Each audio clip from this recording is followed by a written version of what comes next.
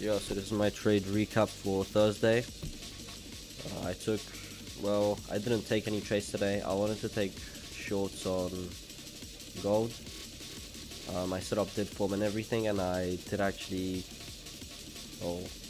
plan the order. However, price moved very quickly, and I wasn't managed to get filled. So I was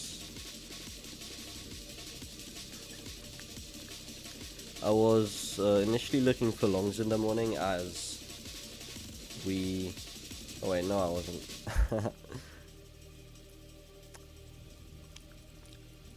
I didn't really have too much of a bias because we weren't really doing too much. We did take out Asia highs, and then we did have a 1 hour change in state of delivery. Following that, we did have a liquidity sweep reaction to a fair value gap, and also we reached into OTE right here, and then we did have a pretty significant reaction out of that. However, I wasn't really looking to take longs off of that as we're really overbought. I mean, we've just gone on a huge rally over the past 2 weeks on gold, and yeah, especially considering what we done yesterday, we took out these highs and then rejected off of that. I wanted to go short, so off of that I was looking for a consolidation, which we got, and then a sweep of the highs of that consolidation range and a reaction off of that, which we also got. And my targets were all of these equal highs down here, equal lows. I just thought that shorts were the correct option today, as this is a very good target. So coming into New York session open, we manipulated the top of this range, and we did get a 5-minute change in state of delivery to the downside right here.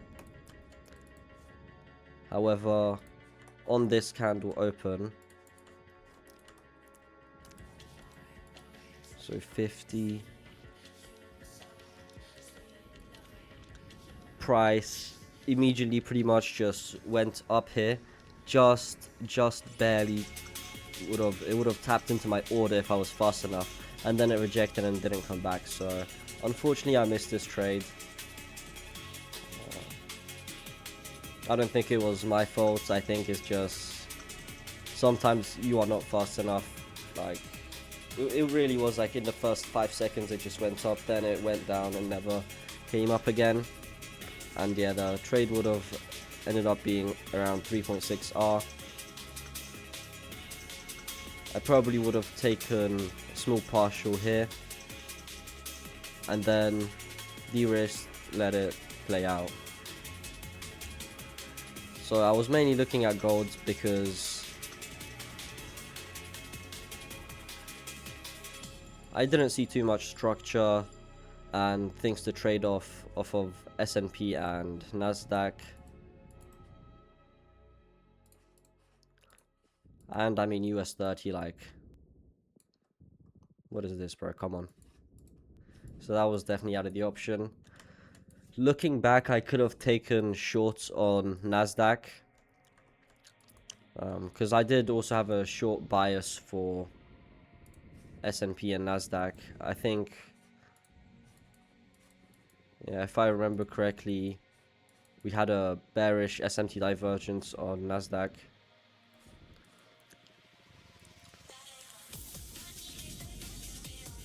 Yeah, so we swept liquidity during, we swept Asia highs during London session and then reversed off of that.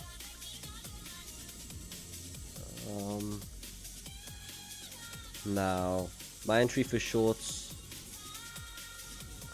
would have been executed on Nasdaq if I did take it, as after we took the Asia highs and rejected off of that. We didn't really rally towards the Asia lows. Instead, we retraced up a bit, kind of made a higher high, broke that to the downside, then took out the Asia lows.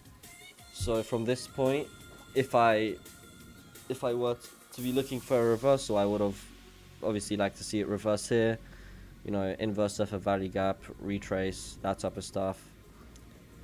Instead, it started consolidating, which is at least for me, a confluence that means it's gonna go lower if it sweeps the highs, which it did during market open. However, I was too busy looking at gold to see to notice this.